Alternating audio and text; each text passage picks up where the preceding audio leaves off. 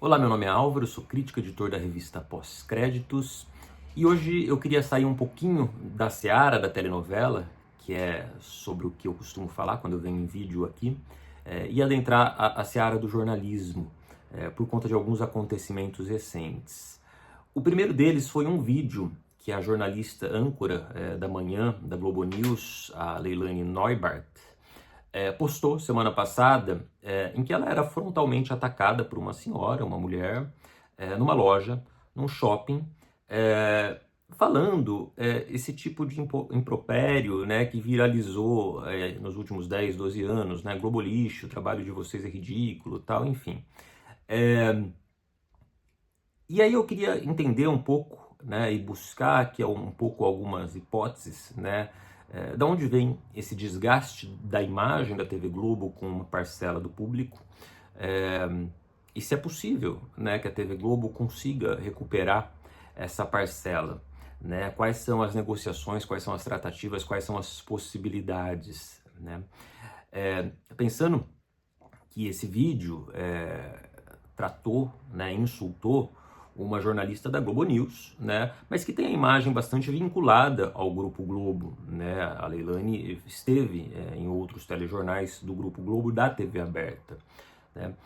E o Grupo Globo, ele hoje me parece ser reconhecido como um todo, né. Eu acho que a estratégia uma só Globo, de alguma forma deu certo, né.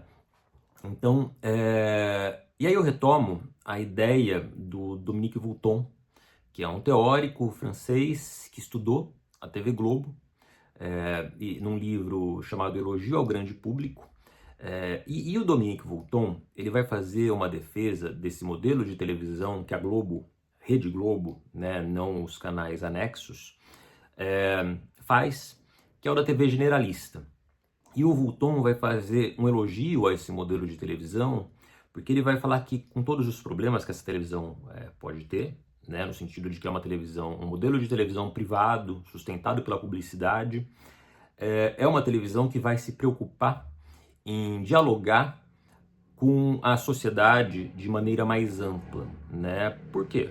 Porque justamente é sustentado pela publicidade, a publicidade quer audiência, essa televisão quer alcançar todas as audiências, todos os níveis de consumo, né? E aí, nesse sentido, essa emissora, né, e aí eu estou falando da Globo como, e acho que o Vulton também, como modelo, né, dos mais bem-sucedidos, né, nesse sentido, entre as TVs generalistas, né? Obviamente não é só a Globo que é uma TV generalista. E a Globo vai tentar, nesse sentido, se codificar para dialogar, portanto, com essa ampla audiência, com todas as camadas sociais, etárias, né, dessa audiência.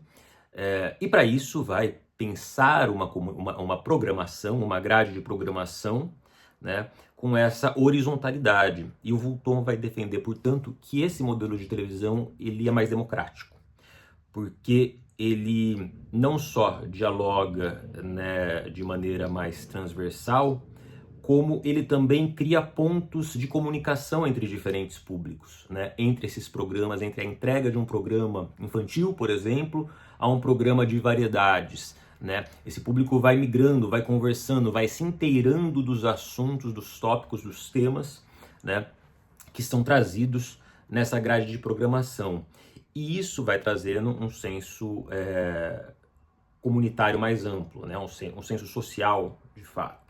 Tá? Então essa é a defesa que o Vulton faz desse modelo de TV generalista, que existe até hoje, está na TV aberta, né? Os streamings começam a flertar com um modelo que não é bem uma TV generalista, porque não é linear, mas um modelo de TV que traga, um modelo de streaming que traga diversos canais ali, que tem uma programação às vezes ininterrupta, né?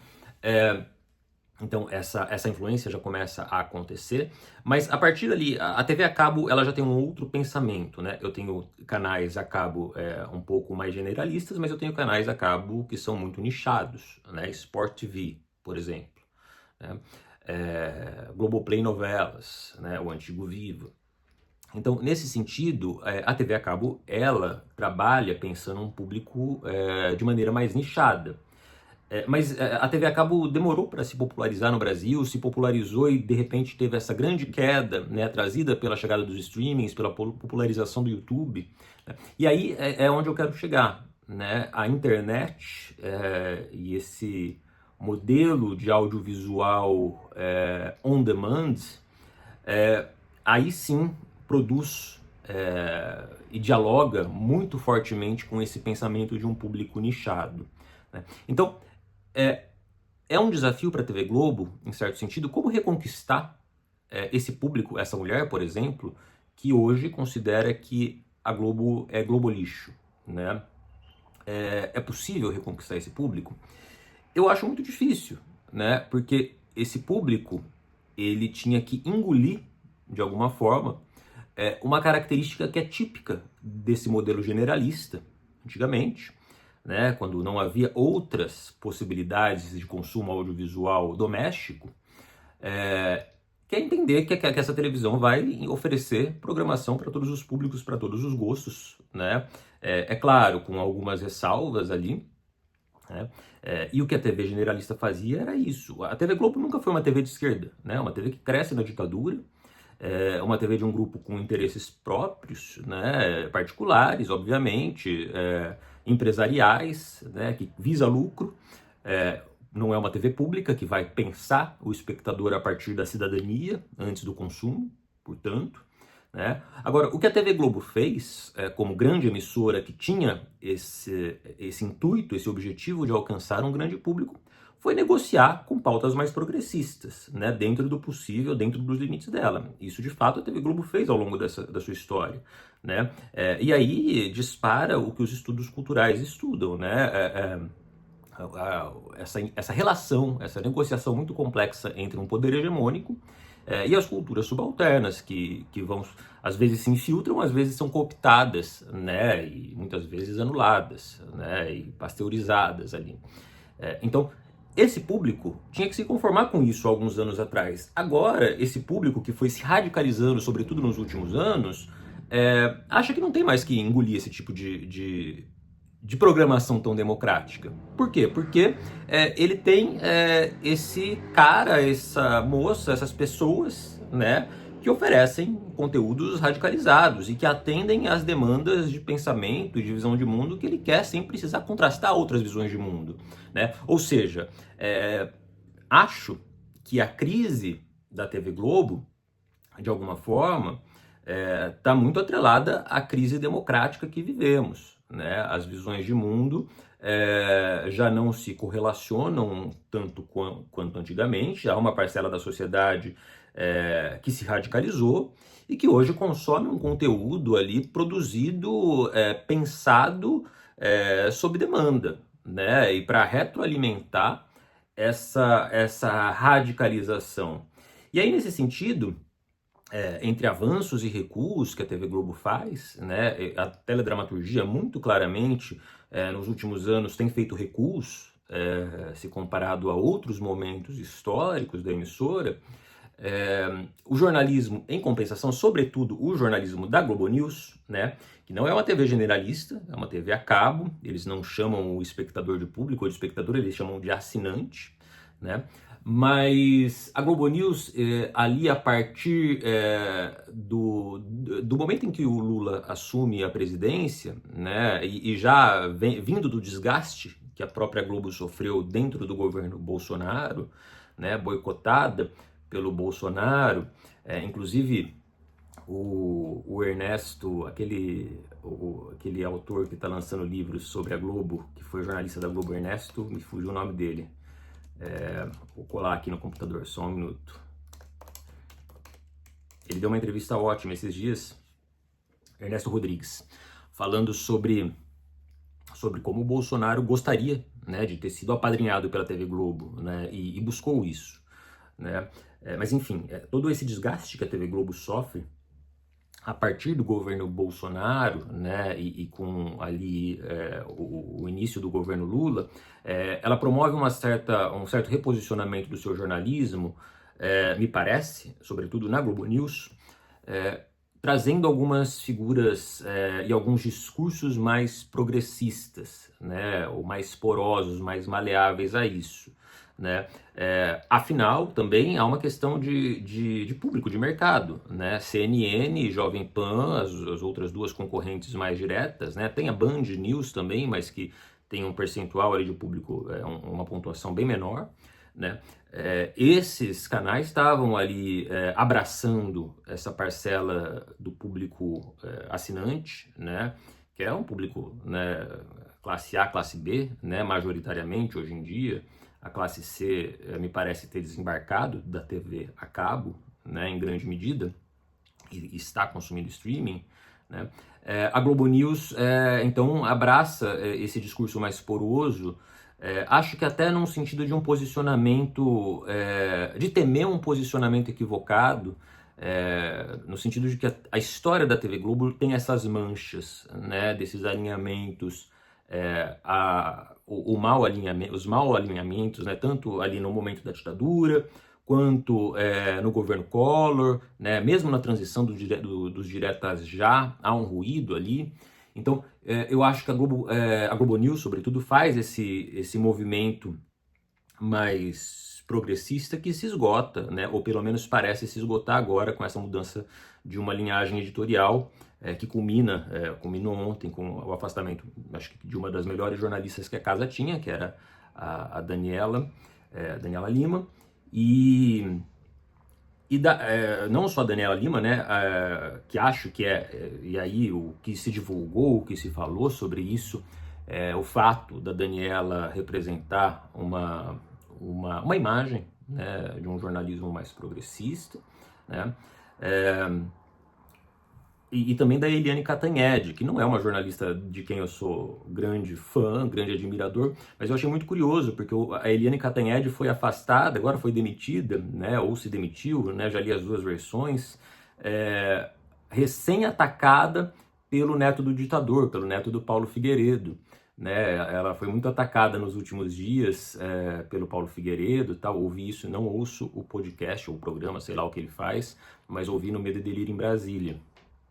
Então acho curioso esse afastamento da Cantanhede, é uma coincidência muito ruim, depõe, acho que contra a própria Globo. Né? E esse afastamento da Daniela, né, essa demissão da Daniela, que me parece um recuo dessa linha editorial, né, desse primeiro movimento progressista. Né?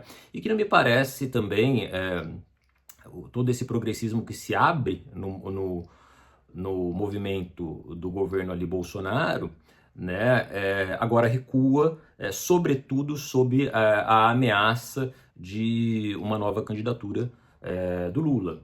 Né? Então a TV Globo, enfim, a relação conflituosa entre idas e vindas entre Lula e TV Globo também é bastante conhecida. O próprio Ernesto Rodrigues falou nessa entrevista que eu li dele, apareceu de alguma forma ali naqueles programas auto-homenagens que o Pedro Bial dirigiu, e enfim, né, o Marinho que falava lá, não me lembro qual deles era, falava algo assim, mas é porque o Lula queria regular a televisão, né, e aí esse tipo de discurso sobre regulação televisiva é muito vazio, né, porque ele não ajuda, ele não constrói um posicionamento, ele coloca isso simplesmente como algo ruim, e não é, né, no sentido de que as melhores televisões do mundo né, passam por algum tipo de regulação mais séria, né, no sentido de pensar a cidadania do espectador,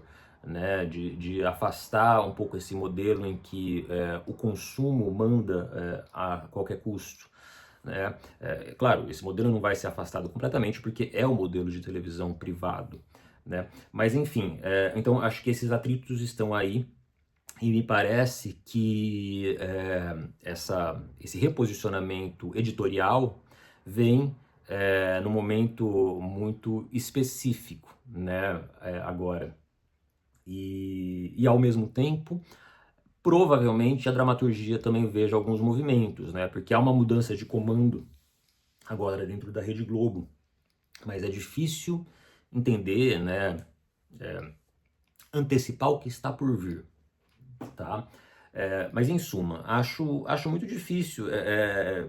Esses posicionamentos, esses reposicionamentos, eles a princípio parecem pensados, mas eu acho que eles são reveladores de uma crise de imagem que a TV Globo tem, e de uma pretensão que a TV Globo tem de que ela vai voltar a se comunicar da maneira que ela se comunicava, sem enfrentar esses ruídos com uma parcela da população. E essa parcela, enfim, eu acho que é uma parcela perdida, é uma parcela que é difícil que vá sair desses nichos, né? Ela pode ficar mais silenciosa, mas acho muito difícil que essa parcela retorne da mesma forma à TV Globo.